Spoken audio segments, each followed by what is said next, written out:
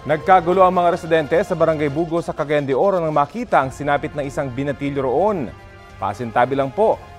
Natuhog ang binatilyo sa mga bakal na ginagamit ng isang construction site matapos masagi ng isang pick-up. Ayon sa mga naroroon, nakarinig na lang sila ng kalabog. Nang tingnan, doon na nila nakita ang biktima. Agad naman siyang nirescue at dinala sa ospital. Ang driver ng pick-up inaming nakaidlip habang nagmamaneho. Pinalaya rin siya kalaunan matapos sila magkaaregluhan ng pamilya ng binatilyo.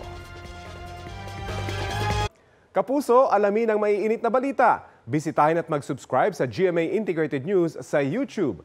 Sa mga kapuso abroad, samahan niyo kami sa GMA Pinoy TV at sa www.gmanews.tv.